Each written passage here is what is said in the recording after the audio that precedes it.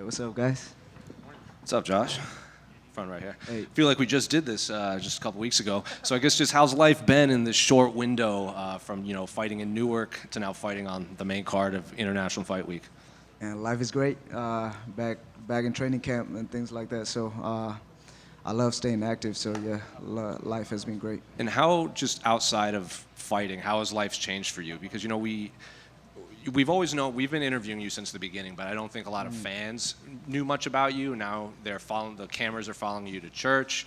They're following you around for Embedded. I saw you yesterday doing stuff with ESPN. So how's life changed for you outside of fighting? I don't really know yet because I'm back in camp already. So you know what I mean. I don't really go outside like that. So maybe after this fight, I feel the different. Do you prefer fights like this, because I'm sure you would want a full camp for Brandon, but you don't have to dwell on him for 8-9 weeks. You don't have to do rounds and rounds of media. You just get to show up, cut weight, and fight.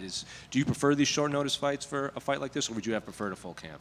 I mean, like I said, it's not a short notice, I'll say, because 3 weeks is plenty of time. And like I said, shout out to him for giving me a chance to fight with him. So you know what I mean. But yeah, the media work. You know what I mean. I rather do this. Yeah. Kai Kara France and Brandon said that maybe fans would be more excited for your fight against Brandon Royval than the original Manel Kopp fight, just because you've been so active and you've been so exciting, as Royval called you, probably the most exciting flyweight in the UFC right now. So do you think that your matchup is going to generate more interest than the Manel Kopp fight?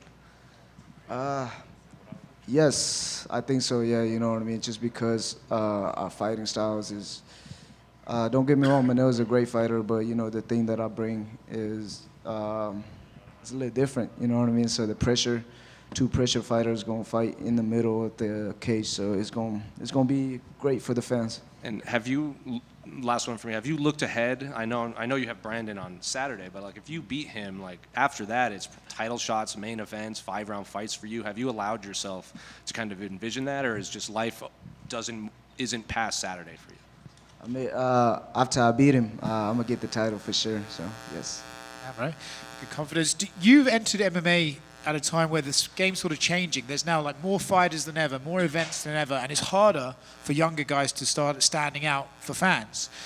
One of the ways to do that is to remain more active. Is that something you're aware of and something that you want to do to make your name grow bigger faster than some of these other guys? Yeah, it's also that, you know what I mean, keeping my name out there. And the second thing is that when you stay active, you just get better each and every time. So you know what I mean. I just want to get better, and then I'm not gonna be young forever. So I want to get this. Done when I'm young. I mean, you're talking about title fights already, and you just acknowledge that you're young. Is part of you not thinking maybe, we'll start growing, and when I'm ready, I'm ready? Or do you really, truly feel ready for that belt right now? Yes. If they call me today, I'm ready. Love that. Yes, sir.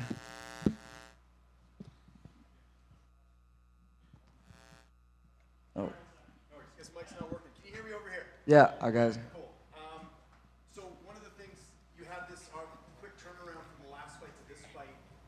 For you, how do you go about not overtraining, not overdoing it? Is that something you're aware of, or your coaches need to tell you, hey, maybe take it easy? How did you go about not overdoing it going into this fight? Yeah, man.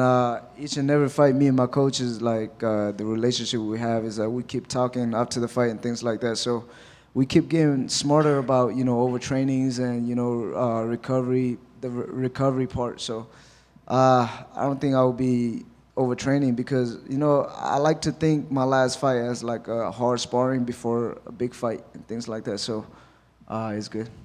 Does the game plan change a bit just with the fact that Brandon's pretty tough to knock out and finish? I know you always go for the knockout, but you also don't want to overdo it in the fight either. Is this something you're thinking of with how durable Brandon was? Yeah, but Cody was tough. You know what I mean? All these guys that I fought were tough. So even Bruno Silva was tough. You know what I mean? So if I can't get him out inside the 3 rounds, then we're gonna dominate him.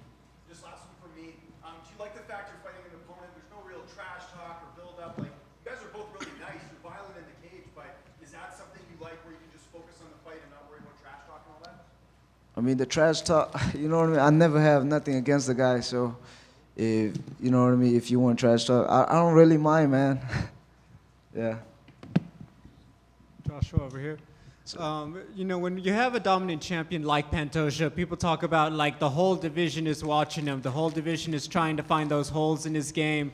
Do you feel like, you know, you've been one of those guys doing that when he fights every time, you know, out, that you're getting more and more information to beat him? And do you feel like the whole division is doing that because he's been on top for so long?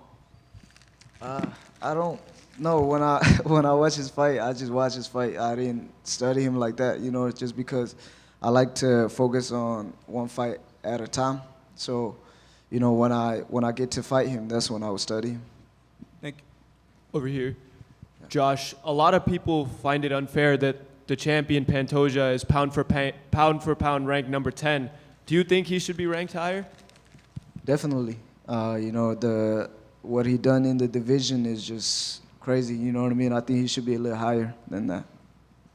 Here, over here, Josh. You're currently leading the flyweight division for most significant strikes landed per 15 minutes. How do you keep that pace up against a guy like Royval with great cardio? I don't know. I'm going to have to see in the cage, you know. What you see on TV versus what you really see in the cage is a little different. Joshua, just over here. You said you feel like you're ready for the title. Do you think Pantoja retains the title this weekend? How do you feel that title fight goes down? You know, if he stay champions and I get to fight him, that would be ideally, right? But I think this fight against Kai versus him is 50-50. You know what I mean? So whoever win the fight, they're gonna have to see me. So. How do you feel you match up with either of them? You said what? How do you feel that you match up with Pantoja or Kai?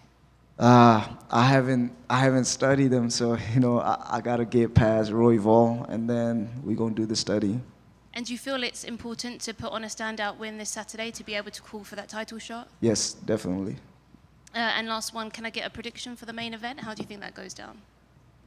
I like both of them, but I think Ilya get it done.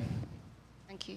Josh, just one for me, brother. I don't know if this one's been asked yet, but are you going to be weighing in at championship weight this weekend? Because like we've seen stranger things in the past. You know, if somebody was to fall out, not only could you jump to that title shot, but you could have the opportunity to tie John Jones's record as being the youngest champion ever in the UFC. Yeah. Yeah, I'm definitely gonna make 125 for sure. Yes, sir. Hey, Josh. Right here. Good morning, Josh.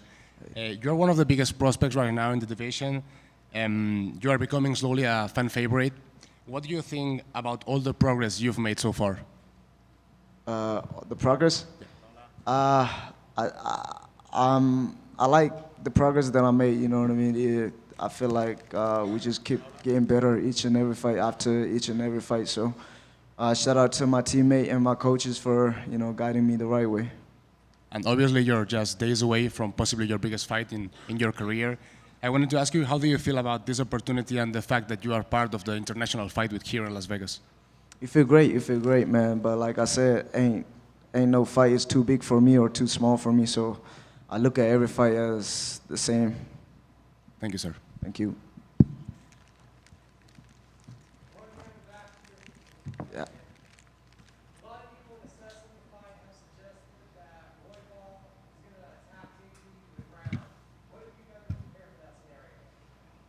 Like I said, if we go to the ground, then Josh Vance submit Brandon Royval.